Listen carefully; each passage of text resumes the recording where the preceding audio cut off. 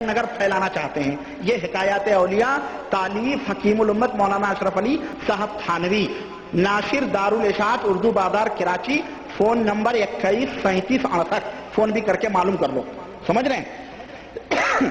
اس کے اندر مولانا نانوتوی صاحب نے انہوں نے مولانا اشرف علی صاحب تھانوی نے صفحہ 222 کے اندر واقعہ نقل کیا ہے، اور میں نے آپ کو بتلایا ہے کہ وہ واقعہ دیوبند کے جھگڑوں کا تھا کہ دو مولوی آپس میں جھگڑے تو کہتے ہیں کہ ام محترم مولانا حبیب الرحمان صاحب مرحوم نے فرمایا کہ مولوی احمد حسن صاحب امروہی اور مولوی فخر الحسن صاحب گنگوئی میں باہم معاصرانہ چشمک تھی، اور پھر جھگڑا ہو گیا۔ بہرحال مولوی محمود الحسن صاحب اصل میں اس جھگڑے میں شریک نہیں تھے، نئی دلچسپی لیتے تھے، غیر جانبدار تھے، لیکن کسی نہ کسی ایک طرف وہ جھک گئے۔ یہ واقعہ ذرا لمبا ہو گیا تو مولانا رفیع الدین صاحب رحمۃ اللہ علیہ نے مولانا محمود الحسن صاحب کو اپنے حجرے میں بلایا جو دارالعلوم دیوبند میں ہے۔ مولانا حاضر ہوئے اور بند حجرے کے کواڑ کھول کر اندر داخل ہوئے۔ موسم سخت سردی کا تھا، موسم، اور یوپی والے جانتے ہیں کہ یوپی میں کئی دن سورج نہیں دکھائی دیتا ہے، دلی کے قریب تو اور بھی سردی پڑتی ہے۔ میں تو بندہ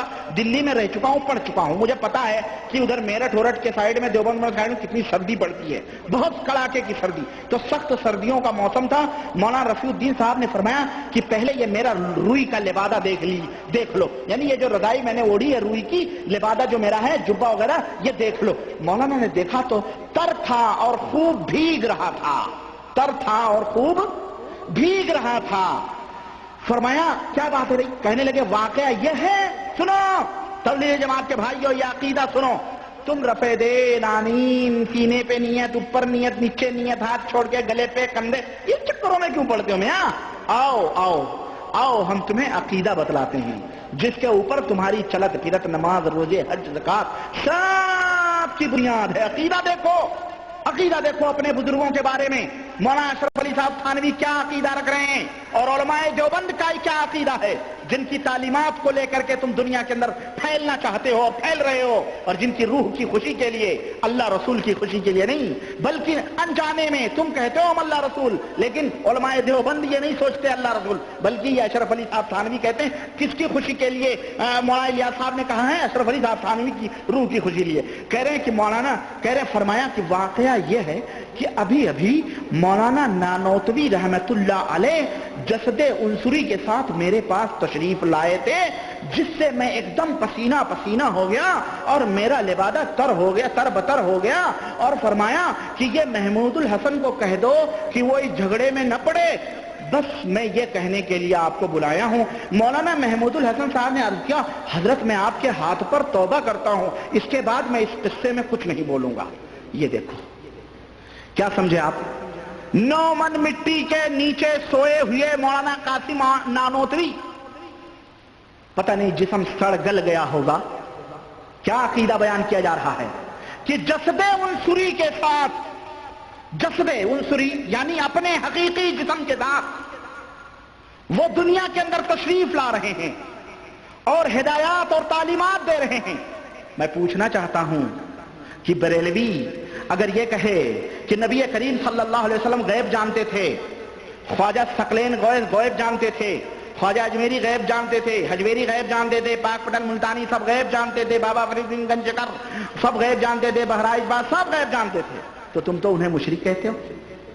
اور 9 من مٹی کے نیچے سوئے ہوئے مولانا قاسم احمد صاحب نانوتوی کو دیوبند کے 2 مولویوں کے جھگڑے کا پتہ کیسے چل گیا؟ کیسے چل گیا؟ وہاں بھی بشارت ہوئی ہے؟ عقل کو آواز دو، عقیدہ بتو دیکھو۔ اور میں پوچھنا چاہتا ہوں، چلو ٹھیک ہے، ہو سکتا ہے قبر قریب میں رہی ہو، یا دونوں مولوی قبرستان جا کر کے مراقبہ کر کے بتا دیے ہوں کہ حضرت ہم دونوں میں جھگڑا چل رہا ہے۔ دلوں کے وسوسے اللہ کے علاوہ کوئی جانتا ہے؟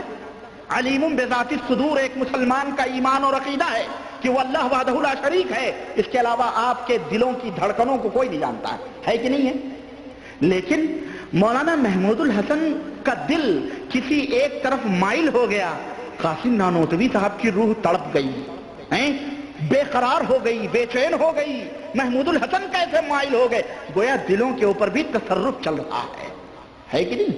یہ دلوں کے اوپر بھی اختیار چل رہا ہے. زندہ تو زندہ رہا, مرے ہوئے کو بھی دل کا علم ہو رہا ہے. اور وہ آ کر کے مولانا محمود حسن کو ڈانٹ بھی بتا رہے ہیں, سب کچھ کر رہے ہیں. اور یہ مولانا محمود الحسن کون ہے معلوم ہے؟ جن کی تفسیر چھپی تھی, جن کا ترجمہ چھپا تھا.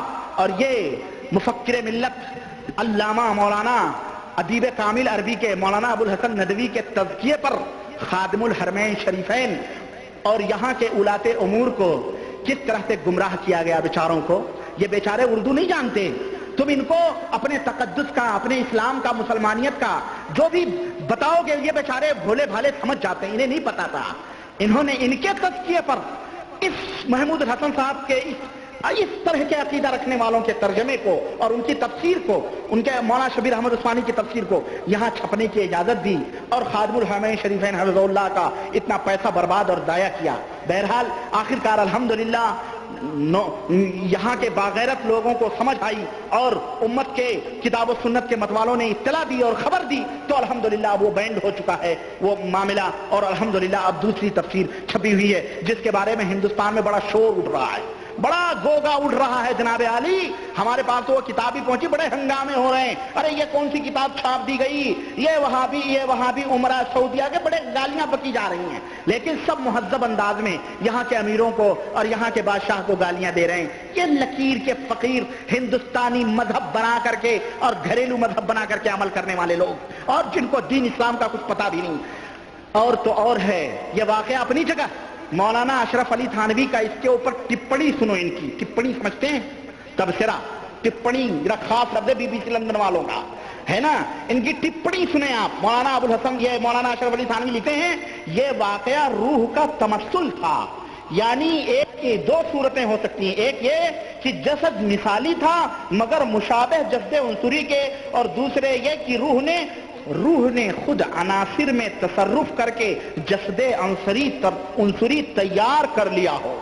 یعنی روح آئی اور جسد عنصری میں گئی اور مٹی وٹی بدل کر کے اور ایک تیار ہو گیا ڈھانچہ, اور مکمل طور پر روح نے سب کچھ کیا اور آ کر کے بتائے. یہ بتاؤ ایک مسلمان کا ایمان اور عقیدہ کیا ہے کہ جب آدمی مر جاتا ہے تو اس کی روح کہاں جاتی ہے؟ یہ اندھے لوگ ہیں, یہ نہیں جانتے کہ روحیں کہاں جاتی ہیں. روحیں یا تو اعلیٰ علیین میں جاتی ہیں اور یا تو سجین میں جاتی ہیں. اگر جنتی پاک باز روحیں تو اعلیٰ علیین میں جائیں گی, اور اگر گندی روحیں ہیں تو سجین میں اللہ تعالیٰ کیا ہوں گی. اگر مولانا نانوی صاحب جنتی تھے تو کیا جنت کے وہ مزے چھوڑ کے دیوبند کے مچھروں میں آتے, ان غلیظ جگہوں پہ آ کر کے, ہندوستان کے کفرستان میں آ کر کے جو ہے ان کو نصیحت کرتے اور روح جستے؟ روح کیسے آئے گی یہ بتاؤ. روح تو وہاں اعلیٰ علیین میں ہے. شہداء تو تمنا کریں کیا عرش کے سائے کے نیچے درختوں کے اوپر جنت کے پرندوں کی شکل میں دوڑیں اور اللہ سے تمنا کریں, اے اللہ دوبارہ دنیا میں بھیج دے تاکہ پھر جائیں تیری راہ میں شہید ہوں اور پھر آئیں. اللہ ان سے یہ کہے جو میرے پاس آتا ہے دوبارہ لوٹ کے.